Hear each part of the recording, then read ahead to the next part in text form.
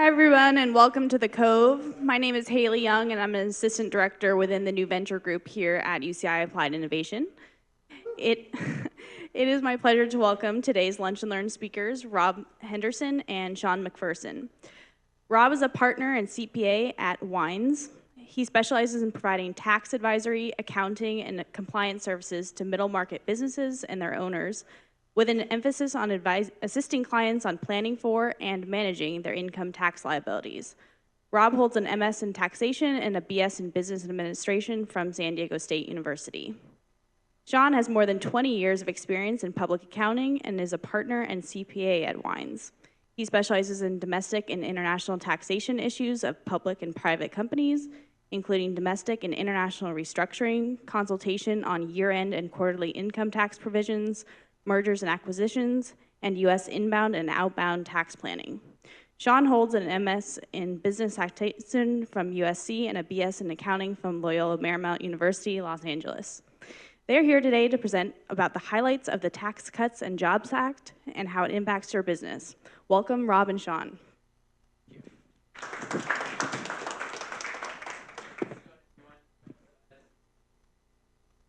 To talk about tax reform and how it impacts your business or possibly yourself as an individual. As we know that at the end of last year, the Tax Cuts and Jobs Act was passed, and there had been many changes to the U.S. tax code. Today, we're going to give you a high-level understanding of what changed, how it affects your business, and provide you with some takeaways and strategies that you can implement. We're going to focus on general changes to all businesses first. Sean will discuss some of the changes to C corporations, as well as international taxation. I'm going to take over then, and I'm going to discuss pass-through entities. It will include LLCs. And then I'll spend a moment to talk about how the new Tax Act affects individuals, trusts, and estates. We plan to leave about 10 minutes at the end of it for questions and Q&A. So feel free to think of a question that you would like to ask. I believe you do have the ability to ask a question in the middle of the presentation. So we'll find a microphone, and we're more than happy to answer them at that time. So to start off, Sean, my partner, is going to begin with the general changes to all businesses. Thanks, Rob. Hello, everyone. Thank you for inviting us here. And as Rob said, if anyone has any questions, please interrupt us. Rob and I are not enamored with our voices, so interrupt us mid-sentence, ask a question. There's 3 microphones here, so feel free. So as Rob said, the Tax Reform Act that was passed right after Christmas in 2017 was the largest tax reform since 1986. And most of those reforms and changes were impacted mostly big business. So when you read the Wall Street Journal and it said it was a $1.5 trillion tax cut, if you just did the math and quantified the tax benefits, we would say just the majority of that went to big business, Fortune 1000 companies. And the reason for that, we're going to talk about later, is the lowering of the corporate tax rate from 35% to 21%. If you just do the math on that 14% variance times all the corporations that are organized in the United States, including Google and GM and Microsoft, that's a lot of money. That's a lot of tax savings. So what the bill was aiming to do, and only time will tell, is provide tax incentives and tax benefits to big business as well as entrepreneurs. Hopefully those benefits will give more income to the bottom line of these companies where they could reinvest those profits back into America and create more jobs. So that was the aim of this bill. And as I said, only time will tell if that works. So what we're going to do is talk about some of the specifics, and we'll go into with disregard to businesses. And when we talk about businesses, we're talking about C corporations, which are entities that pay their own tax, as well as flow-through entities like LLCs and S-Corp, which Rob's going to talk about, where there were tax benefits and changes with respect to that. So what we're talking about here is both apply to both those type of entities. And again, back to the theme of spurring the economy, having more reinvestment in the United States, what they did is they allowed extra tax benefits and immediate write-offs for making capital investments. So through 2022, anytime a US-based business invests in capital, equipment, machinery, you'll be able to write off 100% of that asset in year one. So it used to be you could get maybe 50% bonus in year one and write it off over 3, 5, 7 years, or sometimes 15 years. Now what's going to happen is you can write off everything in year one. And again, the hope being taxpayers will be more likely to invest in their business, buy equipment from US-based companies or companies outside the United States, put that property into investment in the United States, and again, spur the economy and spur jobs. One little nugget is, it used to be to get this special, we call bonus depreciation, was you needed to buy new property. So you had to go out to Caterpillar, if let's say you wanted to buy a tractor and it had to be a brand new tractor. You couldn't go across the street and buy it used, from a current business. So that's changed now. Now you can buy old, new property, and you get the immediate tax benefit. Okay, and I forgot to say, Rob and I created a lot of content, and the aim was, we're not going to talk about every bullet point and every item, but a lot of it's just for future reference. So I think we all have access to this afterwards. So if you ever need to look back upon this, the reason why we're not going to talk about every point is we just don't have enough time. But you can always look at it as a reference point. And again, there's another, I don't know if you guys have heard of another tax depreciation called 179, and it's named after a code section passed over 30 years ago. It also allows you to write off equipment immediately in year one. And so that used to be you can only write off $1 million in year one. And now it goes up to 2.5 million. And as long as you have sufficient taxable income, you can take that benefit as well. The other change is net operating losses. So it used to be when you generated a loss, you could carry back 2 years and carry forward 20 years. And if you didn't monetize it within 20 years, or you weren't acquired by someone else, then it would expire unused. That's changed now. So what we're doing is no more carrybacks, unlimited carry forwards, so it goes on forever and ever and ever. However, when you monetize or utilize those NOLs with income in the future, you're limited to 80% of your taxable income. If you lost first 5 year losses, year 6 you finally have income, you have $100 of income, you have a boatload of loss carry forwards, you can only offset $80 of your $100 of taxable income with losses. So just a little trade-off for having an unlimited carry forward. And the other thing that was done, remember, just understand the context. Tax rates got lowered generally for big business corporations from 35 to 21%. They also increased the benefits for depreciation for writing off of equipment. At the same time, we decided to squeeze, or they decided to squeeze some otherwise old deductions that we used to be able to take. So there was a little bit of a trade-off. And one of the trade-offs here was the business interest limitation. It used to be, if you were a corporation or business, you could deduct as much interest as you want, as long as you were running the business. So this really impacts U.S. private equity. So as we all know, generally the play with private equity, they acquire a business for cash and debt. They load it up with as much debt as possible.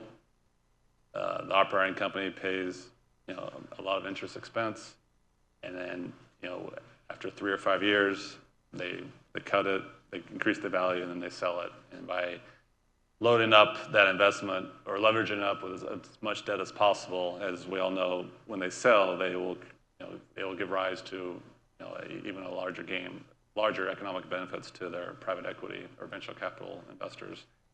This will change a little bit because now you can only deduct interest up to 30% of your adjusted taxable income. And adjusted taxable income is effectively EBITDA. You basically take your taxable income for the year, add back interest, taxes, depreciation, amortization. You get to a number. Again, let's say it's $100. Multiply that by 30%. Then you can only, if you have interest expense of $70, you can only deduct 30. The rest is carried forward. And then starting after 2022, it's going to be based on EBIT, not EBITDA. So it'll just be earnings before taxes. So something to think about if you're in just the private equity context. You're going to see there'll be some limitations or some changes with those funding of future acquisitions or your current arrangements. You won't see it as much. There'll be some limitation with big business C corps, but not. You just don't see as much highly leveraged as you do that we see with private equity. And you see at the bottom there is some limitations, for utilities, certain real estate ventures, and certain small businesses.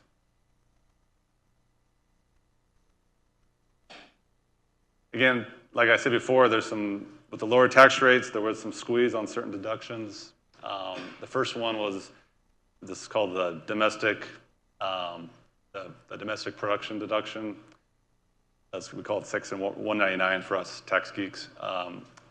What that was passed part of the Homeland Bill of 2004, and it was what the aim and the incentive was to create and keep manufacturing jobs here in the U.S. So you got a special deduction if you're doing U.S. manufacturing.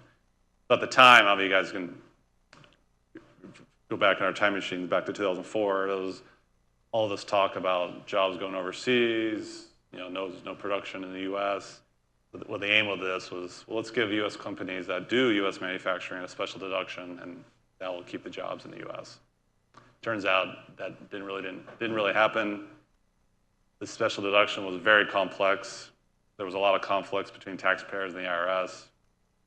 Taxpayers didn't like it.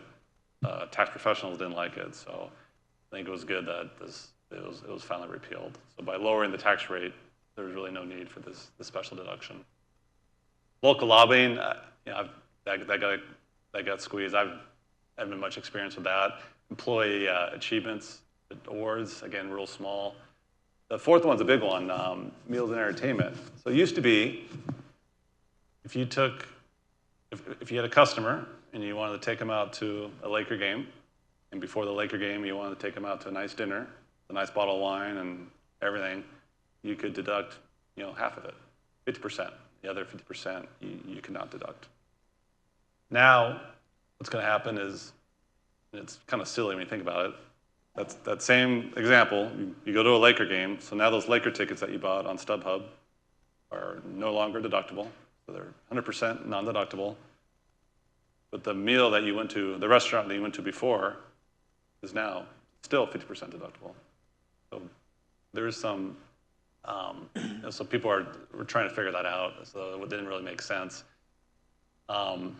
So that got squeezed a little bit. And then at the bottom, you'll see the tax deduction for transportation fringe benefits. If you think of Google provides all this transportation benefits to their employees. If you take public transportation, they have their buses. Now that's going to be, as well as parking, that's no longer deductible, but there is still that special exclusion, taxable income employees. Hey, Sean, I want to share one more thing with the Sure. meals and entertainment expenses. Previously, there used to be meals and entertainment expenses that would be 100% deductible. They had some requirements, had to be for the benefit of your employees, had to be at your office.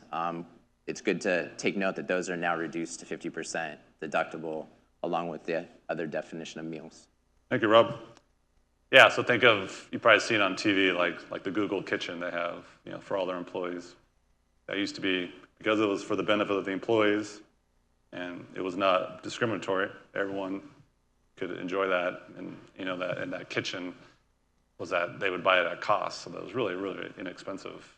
That used to be 100% deductible to Google, as well as the other big companies. Now that's limited to 50%. Again, just just think of the trade-off. Yeah, they lost that deduction, but now Google's tax rate went from 35% to 21%. So, yeah, they're not going to complain too much.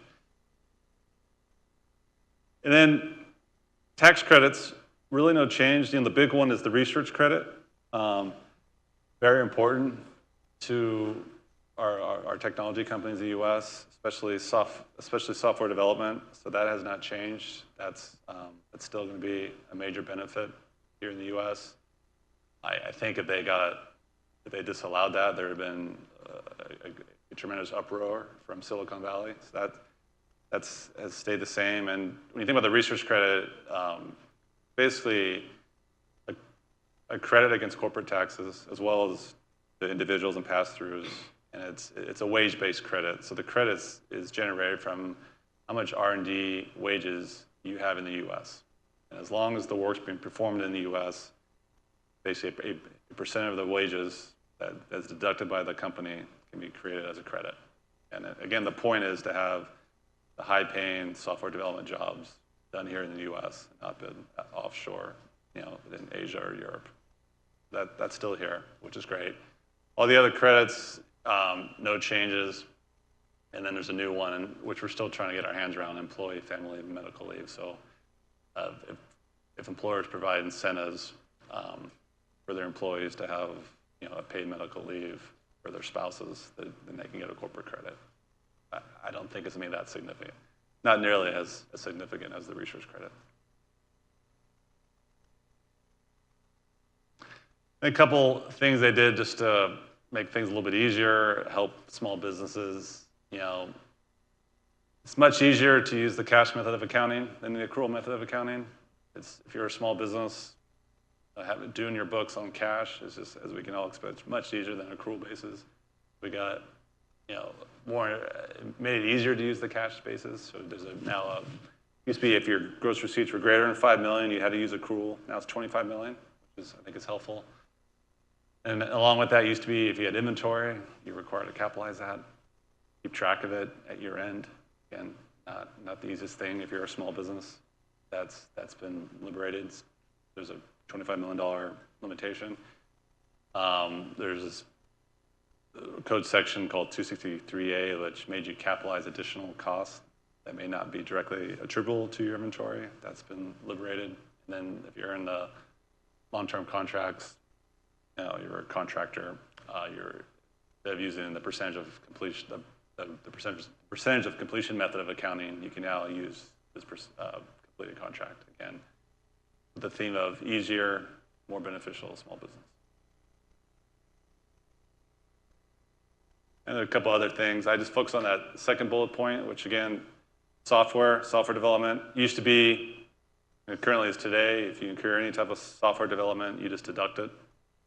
Now, starting after December 31st, 2021, you're going to have to capitalize that and amortize it.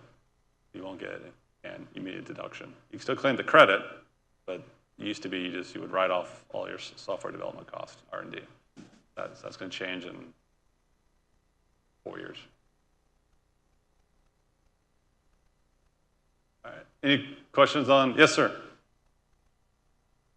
I mentioned about self-created assets such as a patent. So I asked this to my accountant about a patent. He was telling me that it's treated, some of the benefits he used to get as far as capital gains have been, he said it's a gray area now. But so are you saying then that if, for example, I had a patent and I was to license that, sell it to a company, that income would be treated as, I'm sorry, I wasn't clear with ordinary income and not a capital gain? Yeah, so if you had a business, and with your business you had patents and trademarks, yes, and you sold all those assets, in a sale, it used to be all those assets would be, if you had a gain, it'd be a capital gain. But if those patents were used in a business, then it's possible, and it looks like it's more likely that it'd be treated as ordinary income. So you couldn't deduct your development costs for the patent if that was the case? You can still deduct it, but if you had an asset on your balance sheet, yes, that was a patent, and you sold that, then the gain would likely be ordinary income, which would be at the higher rates if you're an individual at the 37% versus the capital gains rates are at 20%, which Rob will talk about.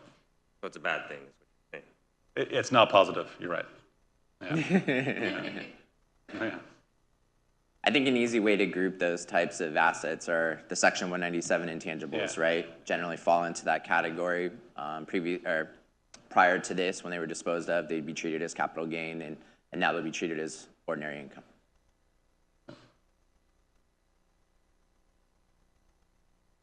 All right, C corporations. So this should be quick. We talked about the business stuff that applies to all businesses. Now we'll talk about the changes with regard to C corps. They said it's now flat, 21%.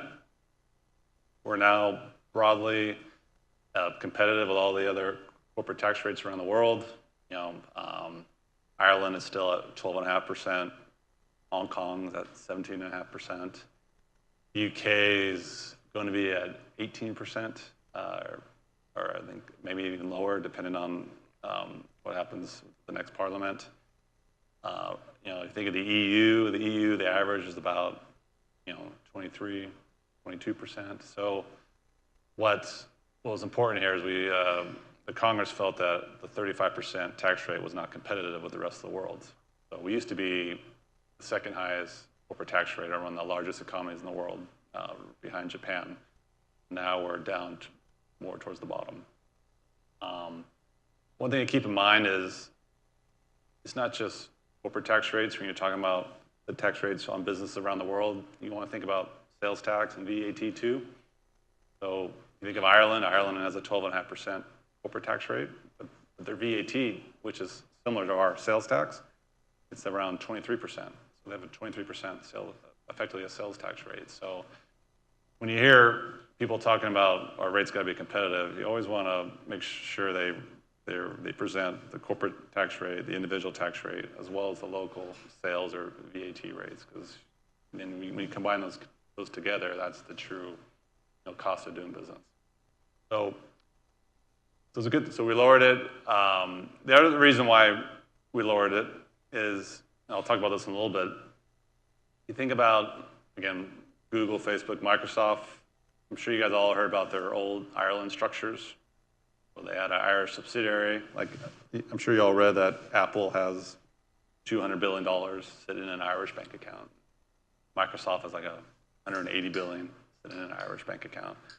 The reason they do that is, and I'll talk about this later, our old regime was, as long as that income was not generated in the U.S., but it was generated by one of their foreign subsidiaries, and the income was not repatriated back as a dividend, it was not taxed in the U.S. And then through creative tax planning, Google and Facebook and Microsoft were able to get effectively like a 2% tax rate on their overseas earnings. And as long as they reinvested those earnings overseas and that didn't pay back a dividend, it was always going to be taxed at 2%. And if they brought it back as a dividend, then it would have been taxed at 35%. So what they just did, they just kept it in the bank account overseas, and then Microsoft would use it. They use it for overseas acquisitions. So when Microsoft bought Skype, I think it was like 3 or 4 years ago for $8 billion, they used all their Irish cash because they could, and it would not have been taxable in the U.S. So the other reason why we lowered it to 21% is we wanted companies like Microsoft and Facebook and all the big multinationals, as well as future companies, to make sure that the corporate tax rate is not the reason for having jobs overseas versus having those same jobs back in the U.S. That was the other reason. Only time will tell if that works. Small thing, I'm sure we all heard of the alternative minimum tax. Applies to individuals as well as corporations. It was eliminated for corporations, which again was great, more simplicity. The alternative minimum tax, which we'll talk about more, was basically a mirror image, like a dual tax system. You had your regular tax system, and then you would do this alternative minimum tax system, and whatever was higher is what you paid. Fortunately for corporations, that got eliminated. Unfortunately for us individuals, it was not eliminated. So Rob will talk about that more. And then again, just the small trade-off, the dividends received deduction. You used to get an exclusion if you had a corporate structure that had multiple subsidiaries. If you brought money up through dividends up the structure, you get exclusions. Now those have been reduced accordingly. Again, it's not that significant because of the 21% tax rate. Any questions on C Corps? All right. So international. So big changes international. Biggest changes probably in 40, 50 years. And again, what I talked about with the Fortune 1000, the software companies, used to be is if you earned $1 overseas and you had substance overseas. So last year, the older regime, you couldn't have just a post office box in Ireland and have a bank account and have all your non-North America revenue running through Ireland via a post office box. You had to have real people doing real stuff. So like Google has like 10,000 employees in Ireland. They got all their non-North America revenue runs through Ireland. They have lots and lots and lots of employees doing really things, and that's how they were able to evade tax on their foreign profits because they had substance. So that, and then as long as they didn't bring the money back as a dividend back to their U.S. parent, it was not taxable. Well, that was not deemed to be competitive with the rest of. Oh, I'm sorry. Did you have a question? Or? Finish your sentence. Oh, I was just going to say that was deemed not to be competitive because the EU and a lot of the countries in Asia, like Japan, the larger economies in Australia, they had a system where it's called a participation exemption system, where if you earn money overseas and you bring it back to your parent company, it was tax-free, which was in direct conflict with our system. So again, that was viewed as anti-competitive. Yes, sir. So this goes back towards the section 179 and the deductions we were talking about previously. So I'm sure it depends on every business, but in sort of like the startup type of situation, when businesses are investing in things and equipment, for example, is it typically better? I'm sure maybe it's not a typical answer, but is it typically better to buy equipment, knowing that you can deduct that to take that against your earnings, or is it better to get a lease? Like many of these companies will offer you a lease with like a 5-year $1 buyout, something like that, which is essentially a financing purchase. But do you have an opinion on that, or is it too vague to situation specific to answer? I mean, if you're leasing the equipment, right, you're generally taking a deduction from taxable income at your payment. If you're purchasing the equipment, you're going to take title to ownership, and with 179 and now 100% bonus depreciation, you're getting an immediate write-off of it. So you can finance 179 equipment. You cannot lease 179 equipment. With the interplay of bonus depreciation now, I don't see why anyone would just buy it and take 100% write-off. The limitations to Section 179 still exist. You got to have taxable income. You can't create a taxable loss with 179. There's the cap on how much you can deduct. The deduction phases out with capital investment. So you still got to take those into consideration. But I think your question is more around, should I purchase or lease? In the scenario of a startup company who doesn't really have a lot of revenues for the foreseeable, 9-10 months maybe. Right. So they're probably operating at a taxable loss, so 179 is not going to be an option for them. Previously, when it was 50% bonus depreciation, you might say lease it, but I'm going to assume in this instance you're not taking ownership, right? You don't own the actual property. So if you can deduct the whole thing right away, why not just buy it and own it? Sorry, what was the last thing you said? If you used bonus depreciation, why not just purchase it outright, take ownership of the asset, and get 100% deduction right away, as opposed to expensing your lease payments throughout time, right, over the term of the lease? Okay. You essentially accelerate the deduction to the time you purchase it. So I guess to answer your question in this instance, I would probably buy it and use 100% bonus depreciation. Even though the first year I wouldn't be profitable? You're increasing a NOL for future usage. So I could take that deduction. Do I have the option to still take a limited amount of deduction in the first year, and then take like year 2 or year 3 take more deduction? You would elect out of bonus depreciation, and then it would spread it over the useful life of the asset. So, so now there's this big change now. So now we're going from a system where if you brought back $1 of foreign earnings from your foreign subs, we're going to tax it, to a system that you can bring it back now, and it's not going to be taxed.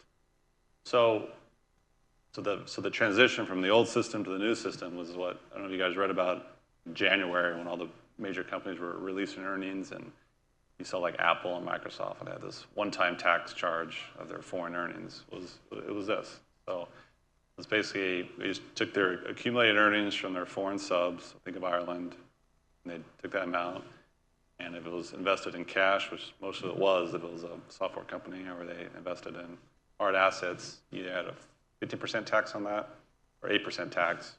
You took that amount, that was the tax. That's what they would, I think Apple had like it was like a $2 billion charge or something. It was something significant. But to them, it was nothing because they knew going forward they could bring all the money back tax-free. And that was called a transition tax, and that gets paid out. You don't pay it in year one. You can pay it over 8 years. So that was like the transition from our old system to our new system. Now going forward, as long as you have good operating income, you're not playing games with post office box and bank accounts. You actually have real people doing real stuff overseas. As long as they're paying a reasonable amount of tax overseas, which they deem to be 12.5%, which was not an accident. That's the same tax rate as Ireland. Then as long as you're paying a reasonable tax overseas on your overseas profits, you can bring it back tax-free to your C Corp.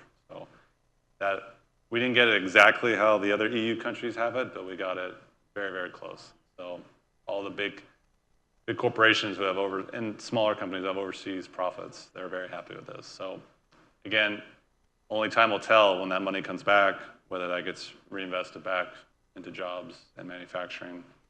The Wall Street Journal had said a lot of it got brought back and then used for stock buybacks and redemptions, but only time will tell. But I think it was a good thing to keep us competitive. A few more things. This is how, like Apple's going to, and other companies, how they pay the transition tax per year. This is going forward. When you generate profits, it gets excluded. And then just keep these last ones, just keep in mind, there's a couple other regimes that the incentives of keeping jobs overseas. If you have all your R&D with respect to your foreign revenue, if you keep it in the U.S., you can get a lower tax rate. Sorry, Rob. So we're running close on time. I got to hand over to Rob, but a lot of a lot of this tax bill was just aimed at companies deciding, hey, there should be no, when you're making your economic decision where I invest, do I invest in Southern California or do I invest in Ireland or Hong Kong? The point of this bill was tax should not matter.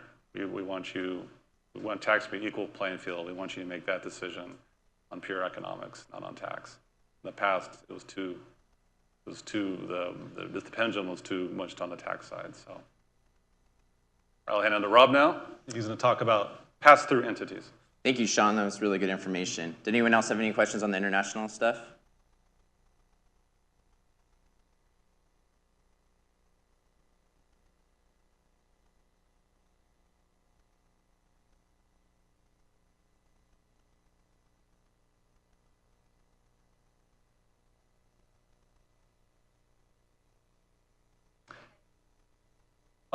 Sean, repeat the question. Yeah, so the question was, if I bring money back and can I use that as a foreign tax credit against my U.S. taxes? Is that the?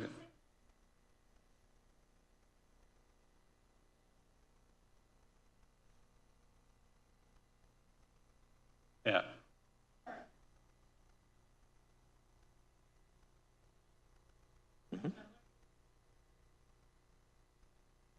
That changed. So if you have a foreign subsidiary and you bring a dividend back, used to be if that foreign subsidiary paid taxes overseas, then you could use those taxes overseas as a credit against your dividend.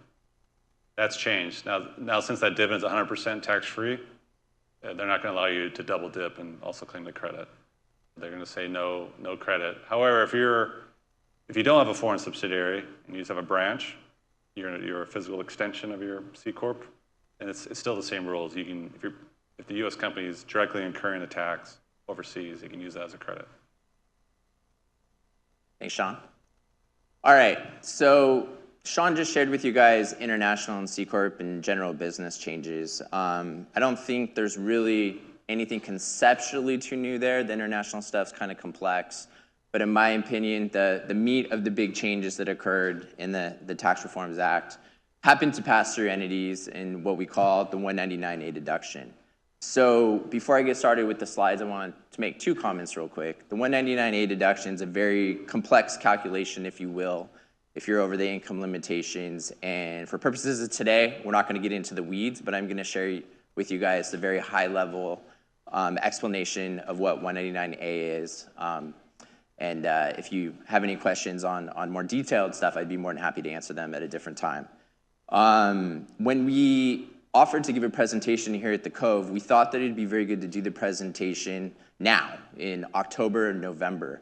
Many of the changes that I'm going to discuss in these next slides are things that you are going to want to implement before the end of the year. 199A is new. In the past, tax planning at year end used to kind of be managing your state tax deduction and AMT for individuals or owners of flow-through entities. With some of the changes that occurred, generally the loss of a state tax deduction, the increase in the AMT exemption and the increase in the phase-outs, come December, we're not really going to be playing that game too much anymore. Hopefully many people move outside of AMT, and at least many of our clients that we deal with, a lot of them can get to the tax limitation just by paying their property taxes or the state taxes withheld from their W-2. So there's really nothing to plan around there. I think that's important to note because the next 2 months are when you need to get these strategies implemented, and the administrative burden on the 199A deduction is going to be something that no one's really dealt with yet. So the reporting requirements are going to be new to everyone, and my suggestion is that you kind of address them now. It is entity-level reporting, and don't wait until you're trying to file your tax return come March and trying to get your K-1s issued. There might just not be enough time. So keep that in mind, and with that, I'll start with the 199A deduction. So in general, the 199A deduction is a 20% deduction of combined qualified business income, so I'm going to refer to that as QBI going forward, from relevant pass-through entities, and it's going to expire after 2025. The definition of QBI is going to include REIT dividends and publicly traded partnership income. The definition of QBI is going to exclude specialized service, trade, or business entities. And I give some examples of those right there. We're going to call them SSTBs.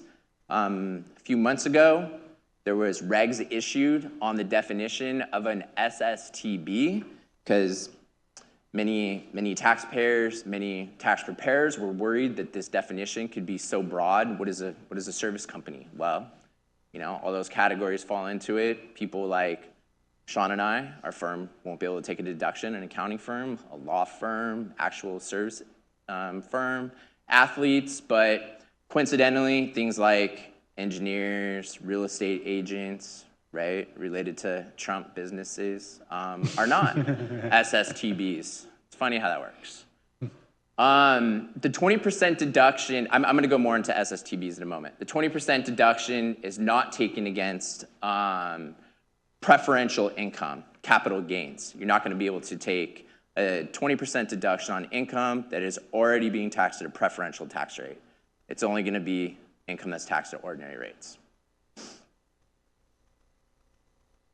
All right, here's where we're going to go sideways. So QBI is taxed on an entity-by-entity basis, and the deduction is 20% limited to the greater of 50% of an owner's share of W-2 wages from a pass-through entity, or 25% of the W-2 wages, plus 2.5% of what is called unadjusted basis immediately after acquisition of qualified property.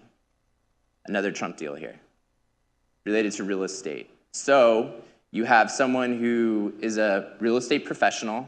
Let's say they're in the business of developing real estate, in the business of leasing real estate. A lot of these companies don't pay wages, so how are they going to qualify for this deduction? They probably wouldn't without being able to pay a bunch of wages, right? So the catch there was, well, we'll just add 2.5% of the unadjusted basis immediately after acquisition of qualified property. Go buy a $50 million building, you're going to multiply that by 2.5%. You now have a base to take the 199A deduction. It's really targeted towards real estate investors. The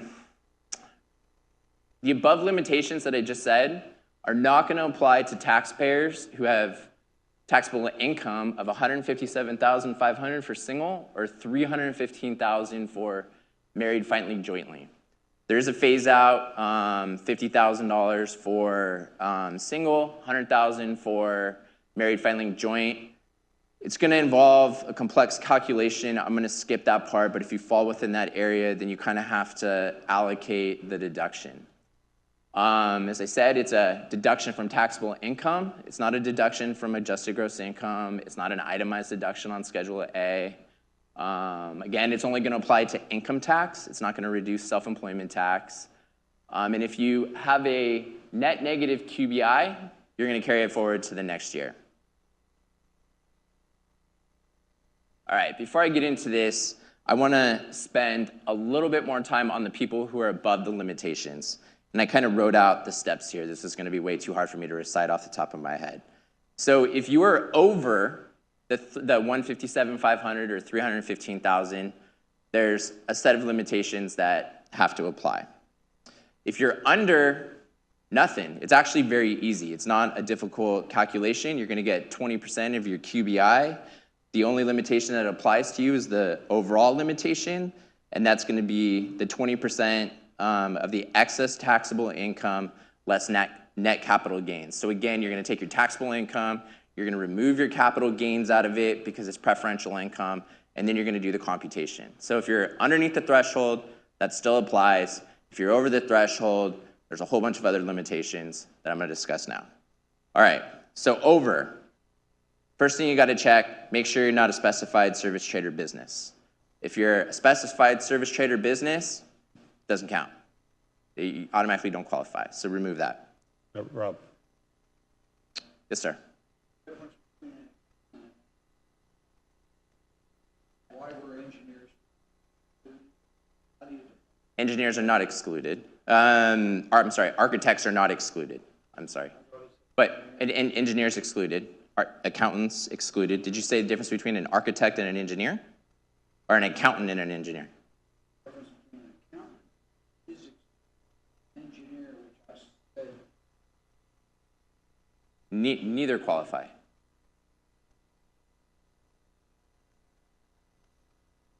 I'm sorry, engineers and architects do qualify, accountants do not. The difference, engineers, architects, they're real estate type businesses in my opinion, right? You need an engineer if you're a real estate developer to build a building, right? So anything kind of directly connected to real estate is probably going to qualify. But as doctors, accountants, lawyers, they're not. No, that's a loophole I had seen on business. Mm-hmm.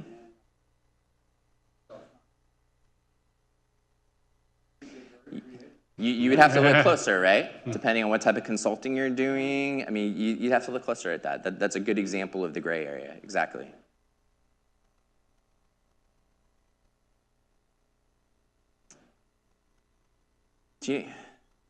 Yeah, they would qualify.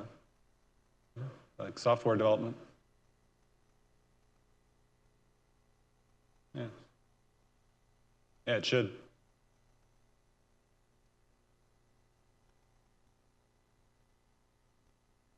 All right, back to this. So the first cut, specified service trader business. If you're in one of the excluded categories, can't count it towards QBI. I have a definition here I want to share because it was in the regs. It was kind of the touching point of the regs.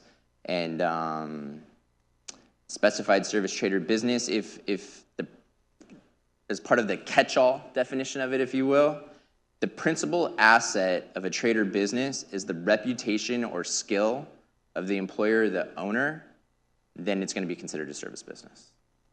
So that's kind of what the catch-all definition was. So someone in your instance, we're a bunch of gray area. If you go to that definition, you say, well, no, I'm not LeBron James, I'm not licensing myself. I'm not excluded. Probably what you might hang your hat on. What was that? Right over here, Rob. Yes. Yep.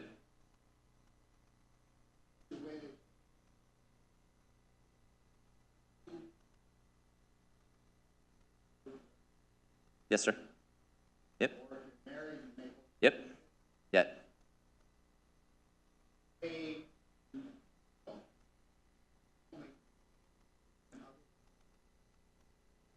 Yep. If you're under, yep. Yep. Yep. Now keep in mind, if your taxable income is under and you're still part of a specified service trade or business, doesn't matter. The exclusion, it's if you're under the threshold, you don't have to play the game. It all qualifies. Yeah. It's not until you get over the income threshold that you have to start applying all these limitations. All right. So keep that in mind. It kind of provided some clarity on what a service company was, if you will. Yes?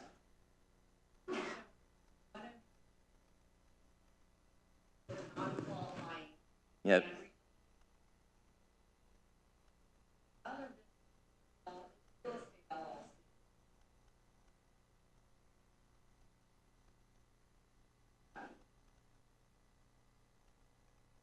Yeah, so the service company is excluded from the calculation, but the other business would be included in the calculation. So if it's a SSTB, just the whole business comes out of the QBI calculation. So if you have multiple businesses, which this could go into the potential weeds, there's an opportunity to aggregate businesses for purposes of the wages computation or the basis computations, but far beyond the scope of this today. All right. So then once you get through the specified service trade or business, then we go into the W-2 and the UBIA limitations. You do those calculations. Once you have those on an entity-by-entity basis, you aggregate them all together. You add them. I think I previously said that REIT dividends and publicly traded partnership income count. You add that to 20% from that pool, and then you apply the overall limitation to all of your QBI, which is the 20% excess taxable income less capital gains. And then you compute your deduction that way.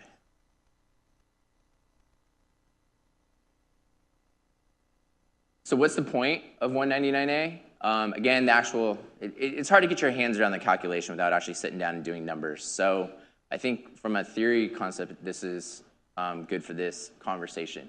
What's the point of the 199A deduction? Well, under 2018 law, the double taxation rate on C corporations is now down to 39.8%. You have the 21% at the C corp, you have the dividend tax, which could be 23.8%. The effective rate is 39.8. So allowing a 20% deduction on the flow-through income now brings the business income down to 29.6%. So it still keeps a spread of 10% as an advantage over C corporation shareholders.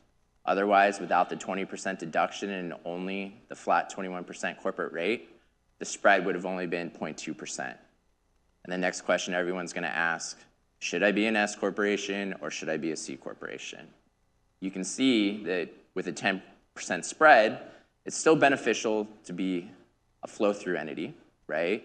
I'll share my thoughts on that quickly, that In most cases, if you are distributing earnings out, right, paying a dividend, paying a shareholder distribution, more times than not, it's likely going to benefit you to be an S corporation versus C corporation because of the double taxation. If you're keeping the earnings in the company and reinvesting it, sure, maybe in the short term, it might be better to be a C corporation, but remember, always on an exit event, there's going to be double taxation as well. So you got to look at it closer. But the double taxation usually does end up being more than remaining an S corporation. Where's that at? Right there.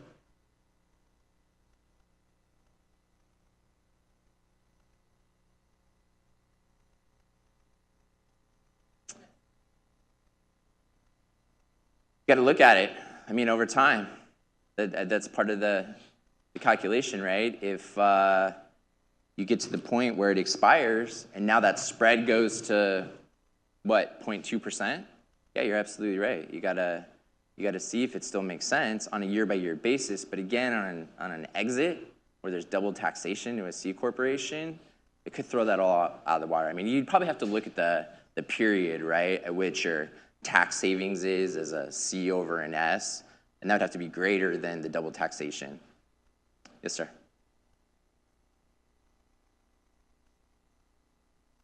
Sure.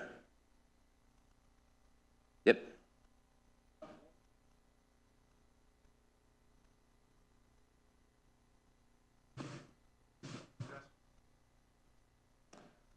So remember, the overall limitation removes investment income, right? You can't take the deduction. You can't get the benefit of a deduction. So that stuff kind of shakes out when you look at the overall limitation. I want to keep moving because I want to make sure I cover everything. Some planning tips here. So dial down guaranteed payments. LLCs pay guaranteed payments as compensation to owners. It's not W-2 income.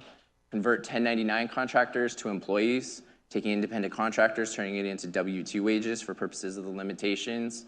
The last one, Jen, where you started going, aggregate businesses. There's a lot that goes into looking at aggregating businesses.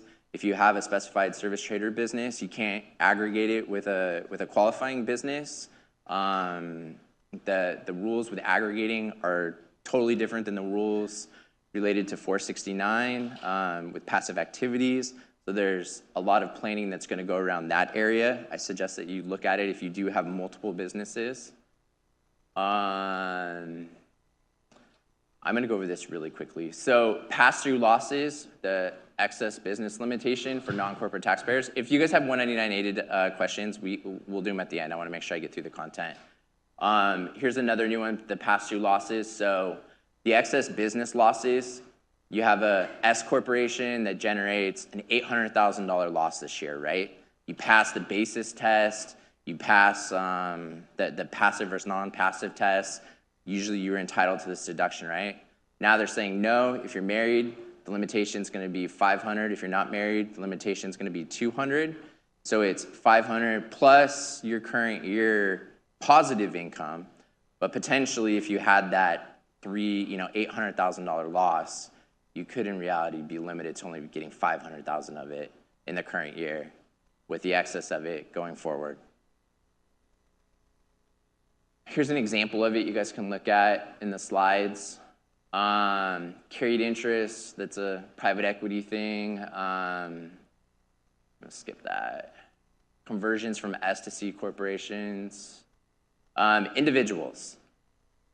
Let me share this with you real quick. So here's the rates. You can see what the old rates were compared to what the new rates are. There's 1, 2, 3, 4, 5, 6, 7 brackets. There have been no changes to the long-term capital gains and qualified dividend rates. No change to the 3.8% net investment income tax or 0.9% Medicare tax on high wage earners. Standard deduction increased. Personal exemptions were suspended, trying to make it easier for individuals, low-income individuals, to file their tax returns. Many people will probably claim the standard deduction going forward and not itemized anymore. Itemized deductions, the big one, which I'm sure we all heard a lot about at the end of last year because the news was telling us to prepay our real estate taxes. $10,000 limit to state income tax and property taxes combined. Like I said earlier, that's probably both property tax payments for many of us in this room, in addition to our California withholding from our W-2s. So it's going to be pretty easy to achieve that level. Mortgage interest, many people heard about. It's capped at $750 of acquisition debt. There is a grandfather clause. Even with refinancing, it's not going to push you into the penalty, new purchases. Charitable contributions, AGI limitation went up 10%. I know there's some wealth managers in this room. This is a big one right here. Their fees are not going to be deductible anymore. So 2% itemized deductions, no longer deductible. You have to figure out how to charge your clients.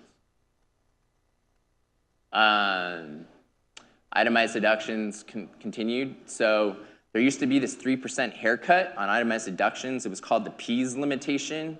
I believe it was a Bush thing when this, it's at the beginning of my career. It's gone. Well, it's suspended through 2025. So taxpayers that had large itemized deductions no longer have to worry about the 3% haircut.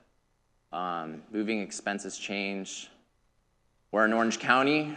Get divorced before the end of the year would be the suggestion. You get divorced next year, you don't get a deduction for your alimony. On the flip side, it's also not going to be taxable anymore. Some child and education incentives. The child tax credit increase, which is great. Some notes about 529 plans you can see. AMT, this is going to be a big one. The exemption and the phase out increased.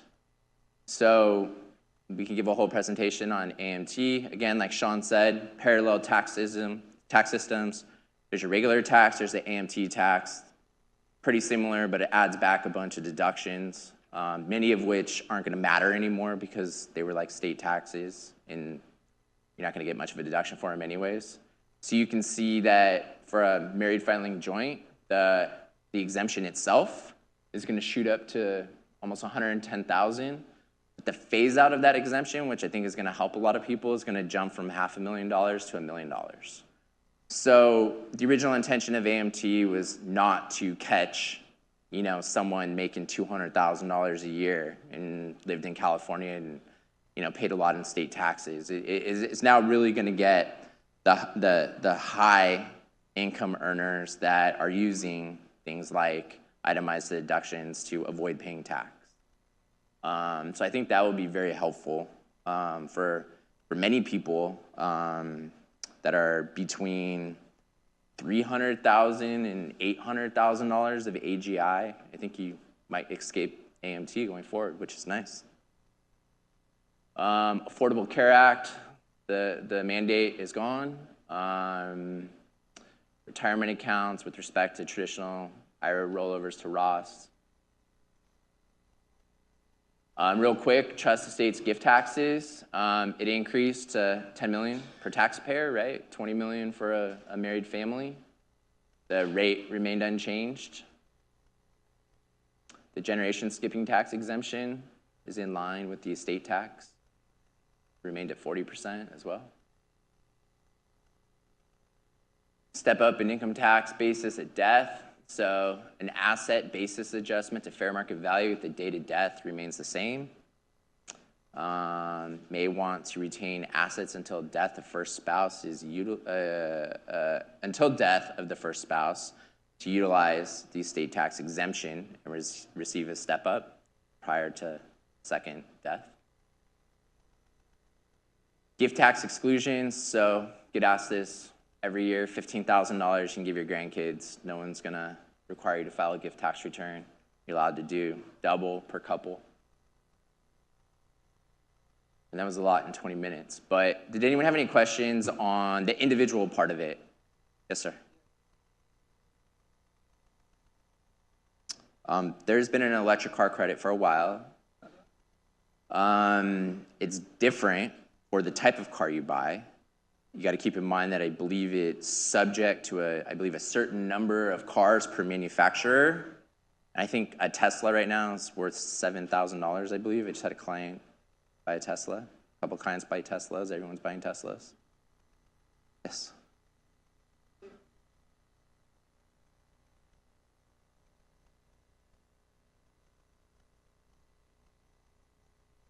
Why is there such a big push to move independent contractors, 1099 people, to employees?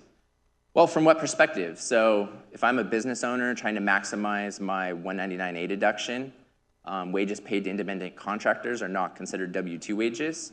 They cannot go into that formula. If I'm the independent contractor, I want you to pay me as an independent contractor because I can deduct a lot more against that income than I could if I was your employee. There's many legal issues surrounding it. What's the payroll taxes? Payroll taxes is usually the big one, is the payroll taxes. As an independent contractor and the ability to deduct, more expenses, you reduce the pool that is charged to payroll taxes. So the IRS really looks at classifications of contractors versus employees because oftentimes they defer to contractor than employee when they really are employees. And so they're missing out on payroll taxes. Yes, sir.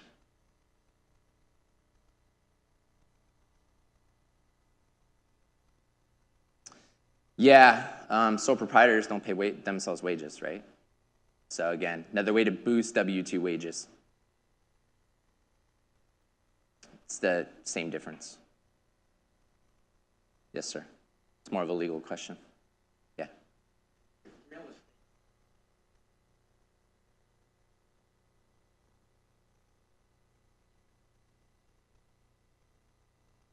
If real estate assets are kept in a trust, does that extend past someone,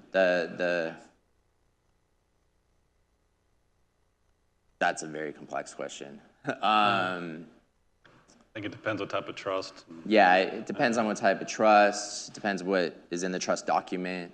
That's really a very detailed estate planning question. It's hard to answer that with not very many facts and circumstances. Yes, sir.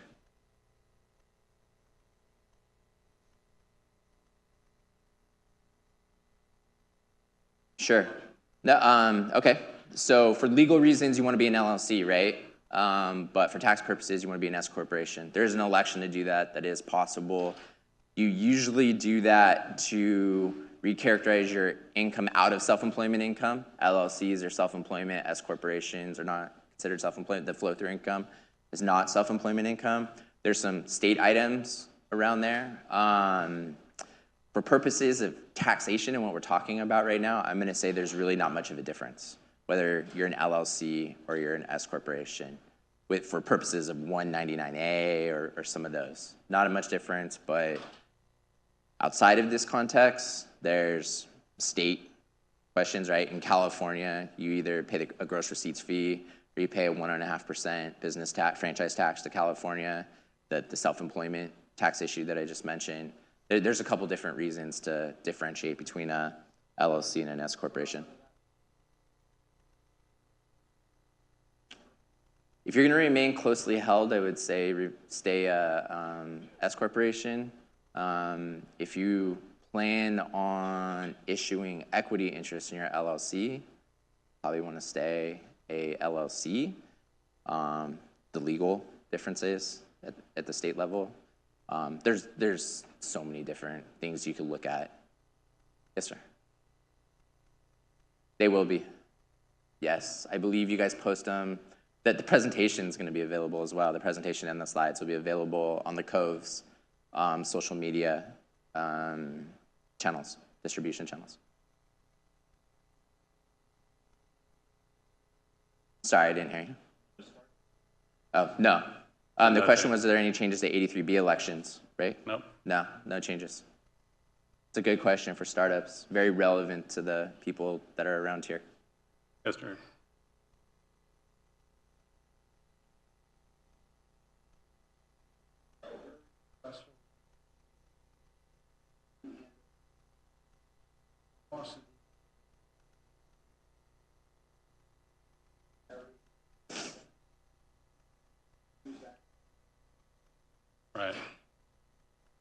Yeah, there'll be no more carrybacks. Just carry forward. Another strategy.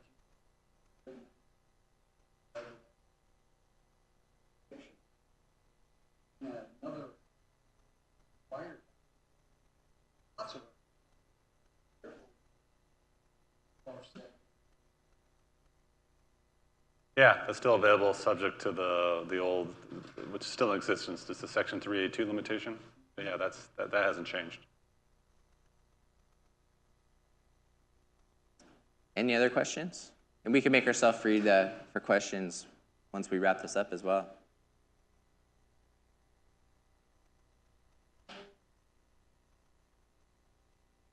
For flow-through entities, yes, it became very more complex.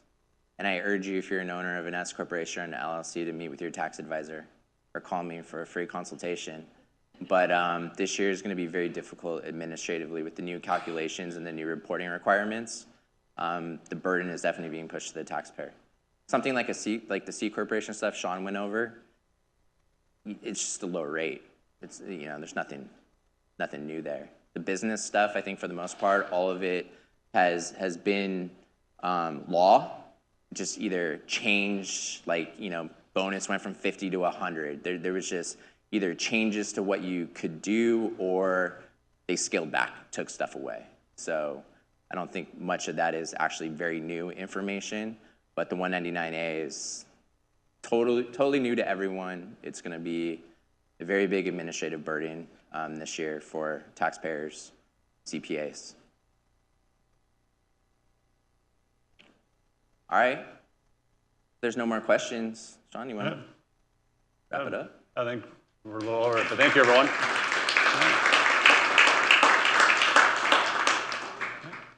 Yeah, I want to thank the Cove real fast too. I think this whole little ecosystem that they got going on here is really cool. Yeah. And our firm is thankful for the opportunity to come present a lunch and learn to your group of OC entrepreneurs. So thank you very much.